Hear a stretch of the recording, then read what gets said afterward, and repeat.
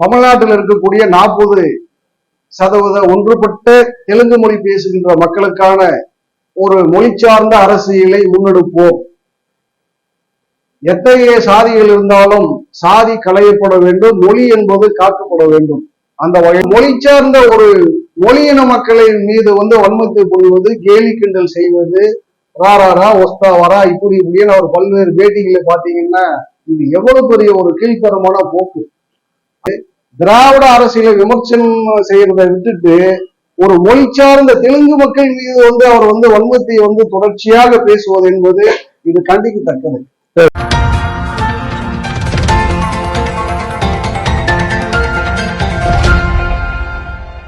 ஊடக நண்பர்களுக்கு வணக்கம். இன்றைக்கு அமரஜீவி ஐயா பொட்டி ஸ்ரீராம் அவர்களுடைய 123ஆம் ஆண்டு பிறந்த நாள். இந்த பிறந்த நாளில் தமிழ்நாடு மாநிலம் தழுவிய அளவிலே நாங்கள் திராவிட தெலுங்கு தேசம் என்ற ஒரு அரசியல் கட்சியை இன்றைக்கு அறிவிப்பு செய்திருக்கிறோம். எங்களுடைய அரசியல் கட்சியினுடைய நோக்கம் மண்ணுரிமை காப்போம், தன்னுரிமை கேட்போம், மொழி உரிமை மீட்போம். மண்ணுரிமை என்றால் என்னன்னு ஒரு சிலர் யோசிக்கலாம். ஆங்கிலேயன் காலத்துல இந்திய விடுதலை போராட்டத்துக்கு முதல் வித்திட்ட மாபெரும் புரட்சியாளர் எங்கள் முப்பாட்டன் வீரபாண்டிய கட்டபொம்மன் அவர்கள். அந்த வீரபாண்டிய கட்டபொம்மனுடைய வீரம் செறிந்த வரலாற்றையும் அவருடைய தியாக வரலாறுகளை இந்த மொழி சார்ந்த மக்களுக்கு இட்டு செல்லுகின்ற வகையிலே தான் எங்களுடைய முதல் கொள்கை. இரண்டாவதாக தன்னுரிமை கேட்போம், மொழி உரிமை மீட்போம். தன்னுரிமை மொழி உரிமை என்றால் என்னன்னு பாத்தீங்கன்னா 1952ஆம் ஆண்டு ஒன்றுபட்ட சென்னை மாகாணத்தில் மொழி வழி மாநில உரிமையை கோரி அன்றைக்கு ஆந்திராவை சேர்ந்தவராக அவர் இருந்தாலும் ஒன்றுபட்ட சென்னை மாகாணத்திலே ஆந்திர பிரதேசத்தை மொழி வழி மாநிலமாக அறிவிக்க கோரி 48 நாட்கள் உண்ணாவிரத போராட்டத்தை முன்னெடுத்த காந்திய அகிம்சா வழி ஐயா அமரஜீவி பொட்டி ஸ்ரீராம் அவர்களுடைய பிறந்த நாளில் இன்றைக்கு அவருடைய நினைவு இல்லத்திலே உங்கள் அனைத்து ஊடக நண்பர்களை சந்திக்கிறோம். அந்த சந்திப்பினுடைய நோக்கத்திலே தான் நாங்கள் இன்றைக்கு திராவிட தெலுங்கு தேசம் என்ற ஒரு கொள்கை இலக்கான அரசியலை முன்னெடுக்க வேண்டும் என்கின்ற வகையில தான் நாங்கள் அந்த அரசியலமைப்பை அறிவிப்பு செய்திருக்கிறோம். தமிழ்நாட்டில் இருக்கக்கூடிய 40% ஒன்றுபட்ட தெலுங்கு மொழி பேசுகின்ற மக்களுக்கான ஒரு மொழி சார்ந்த அரசியலை முன்னெடுப்போம். எத்தகைய சாதிகள் இருந்தாலும் சாதி களையப்பட வேண்டும், மொழி என்பது காக்கப்பட வேண்டும்.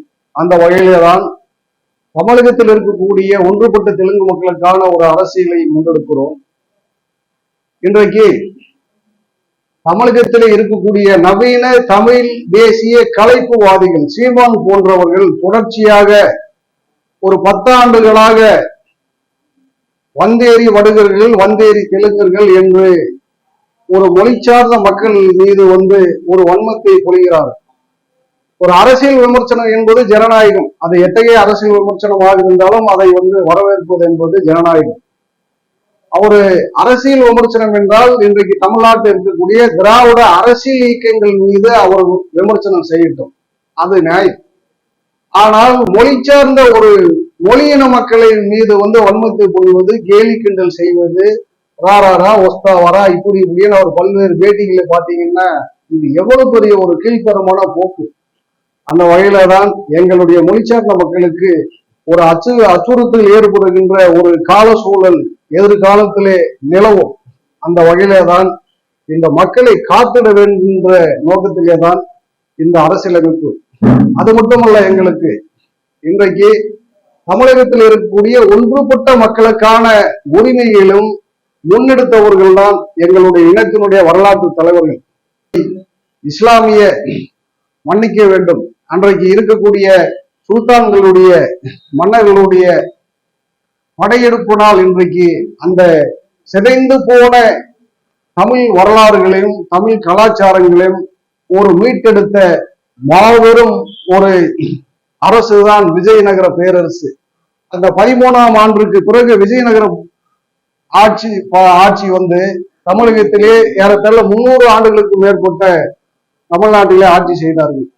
அது செஞ்சிக்கோட்டையே, வேலூரில் இருக்கக்கூடிய கோட்டையில் இருக்கக்கூடிய மதுரை திருமலை நாயக்கர் மன்னர் உள்ளிட்டவர்கள் எல்லாம் பாத்தீங்கன்னா நாங்க மொழி அழிப்போ இன அழிப்போ எங்களுடைய இனம் சார்ந்த அரசர்களோ அரசியல் தலைவர்களோ இது வரைக்கும் நாங்க செய்யலைங்க.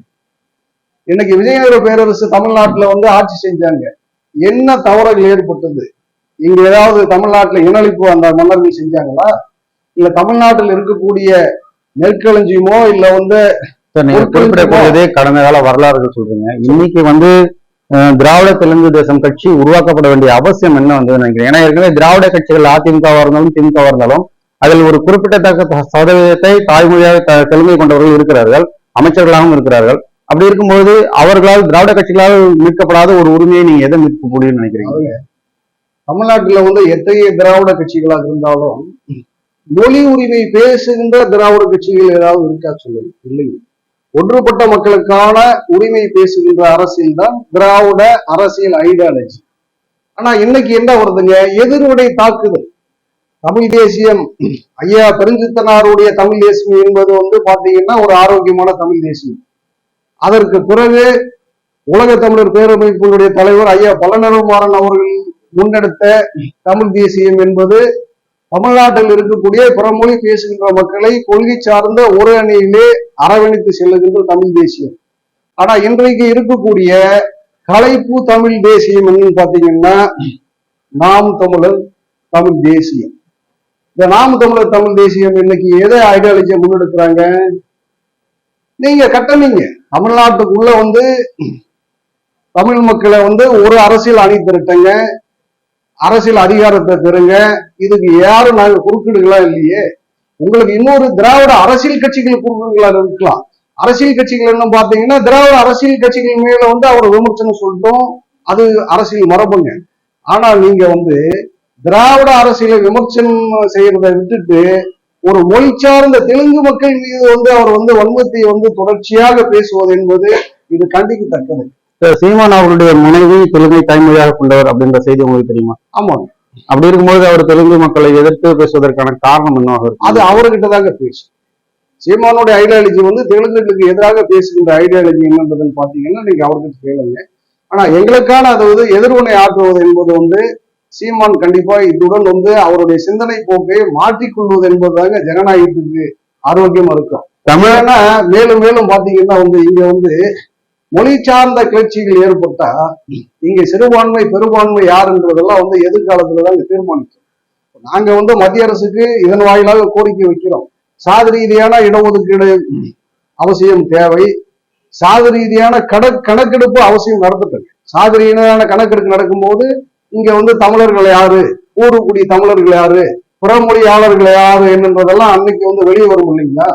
அதாவது 1956 வந்து மொழி மாநிலங்களாக பிரிக்கப்படும் போது 1956 அன்றைக்கு இருந்த யாரு இந்த ராஜாஜி போன்ற முதல்வர்கள் வந்து சென்னையில வந்து இருக்கக்கூடிய வந்து மொழி சார்ந்த மக்கள் கணக்கெடுப்பு இருக்கும்போது வந்துங்க பெருவாரியான மக்கள் வந்து பூர்வ குடிகள் வந்து தெலுங்கு மொழிச்சார மொழி மாநிலமாக பிரிக்கப்படும் போது வந்து இங்க பூர்வ குடிகளாக சென்னை மாகாணத்தில் இருந்த மக்கள் வந்து தமிழ்நாட்டினுடைய மொழி சார்ந்த எல்லைக்குள்ள அவங்க இருந்தாங்க, பூர்வ குடிகளாக இருக்காங்க. இன்ன வரைக்கும் அப்படிதான். தமிழகத்தின் பூர்வ குடிகளாக மீனவர்கள் வந்து உரிமை கோருகிறார்கள்.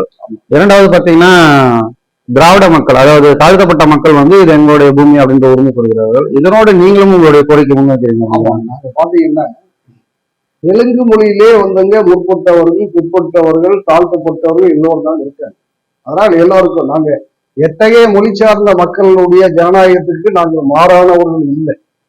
இன்னைக்கு ஈழ விடுதலை போராட்டத்துல பாத்தீங்கன்னா தெலுங்கர்களுடைய பங்களிப்பு மிகப்பெரிய பிரதானமான பங்களிப்பு. அதாவது மதுரை சேர்ந்த எங்களுடைய நயனா ஒருத்தர் தாங்க வந்து தமிழில கொடியை வந்து வடிவமைச்சு கொடுத்தவரே அவர் தான். அது மட்டும் அல்ல, இன்னைக்கு வந்து மதிமுகவுடைய பொதுச் செயலாளர் வைகோ அவர்கள் பிறப்பால் தெலுங்கு. தமிழீழ வரலாற்றை மிகப்பெரிய அளவுல முன்னெடுத்து பெரிய புரட்சி செய்தவர் கோவை ராமகிருஷ்ணன், புறப்பால் தெலுங்கு. இன்றைக்கு தொடர்ச்சியாக வந்து ஈழ விடுதலைக்காக வந்து இன்றைய வரைக்குமே வந்து குரல் கொடுக்கிறார், பேசுகிறார், பல்வேறு போராட்டங்களை முன்னெடுக்கிறார். அண்ணன் வந்து திருச்சி வேலுசாமி அவர்கள், அவர் புறப்பால் ஒரு தெலுங்கு. இப்போ நாங்கெல்லாம் வந்துங்க அப்போ தமிழீழத்துக்கு வந்து மாறானவர்களா? கடந்த 10 ஆண்டுகளுக்கு முந்தி பாத்தீங்கன்னா 2002 தொடங்கி 2009 வரைக்குமே வந்துங்க ஈழ விடுதலை போராட்டத்துல நானும் வந்துங்க ஐயா நெடுமாறன் தலைமையில, அண்ணன் கோத்தூர்மணி தலைமையில இதே நானும் சீமானும் வந்து ஒன்றாக ஒற்றை இலக்கோடு தமிழீழ விடுதலைக்காக பயணித்த காலம் உண்டு. அவர் மறந்து விட்டார் என்னன்னு தெரியல. இப்போ நாங்க தமிழீழத்துக்கான மாறானவர்கள் இல்ல, தமிழ் தேசியத்துக்கு மாறானவர்கள் நாங்கள். எங்களுடைய சுய உரிமை, சுய தன்மானம், இனமானம் இது தேவைங்க. அவர் வந்து தொடர்ச்சியாக வந்து ஒரு இன மக்கள் மீது வந்து வன்மத்தை புரிஞ்சு கொண்டே குறிப்பா சொல்ல போனா வந்துங்க அதனுடைய இளைஞர்களுடைய அரசியல் படிப்பினையே பாத்தீங்கன்னா ஒரு ஆரோக்கியமான தமிழ் தேசியம் சார்ந்த அரசியல் முன்னெடுப்பு என்பது அது இன்னைக்கு இல்லைங்க. அது எந்த அளவுக்கு போய் முடியுன்றதெல்லாம் ஒண்ணும் இல்லை. அவர் சீமானின் மீதும் நாம் தமிழர் மீதும் பல்வேறு சர்ச்சைக்குரிய கருத்துக்கள் பொதுவெளியில் பகிரப்பட்டிருக்கக்கூடிய தமிழ் தேசியவாதிகளுடைய ஒரு வார்த்தை என்னவாக இருக்குன்னா, தமிழ்நாட்டை தமிழர்கள் ஆள வேண்டும் அப்படின்ற ஒரு விஷயம் வைக்கிறாங்க. இதை நீங்கள் ஆதரிக்கிறீர்களா, எதிர்க்கிறீர்களா? என்ன மாதிரி ஒரு மொழி உரிமை வந்து எத்தகைய மக்களுக்கு மொழி உரிமை என்பது அவசியம் தேவை. தமிழ்நாட்டில தமிழர்கள் தான் ஆள வேண்டும் என்றால் கண்டிப்பாக வந்தாங்க நீங்க தமிழர்கள் எல்லாம் ஒன்று கூடி ஒரு மாபெரும் அரசியல் புரட்சியை ஏற்படுத்துங்க. இதுல எங்களுக்கு ஒரு மாற்று கருத்துல இல்லை. எங்களுடைய உரிமைக்கான பயணத்தை நாங்கள் இன்றைக்கு தொடங்கி இருக்கிறோம். அது தொடர்ச்சியாக நாங்கள் பயணிப்போம். இது எங்களுடைய ஐடியாலஜி.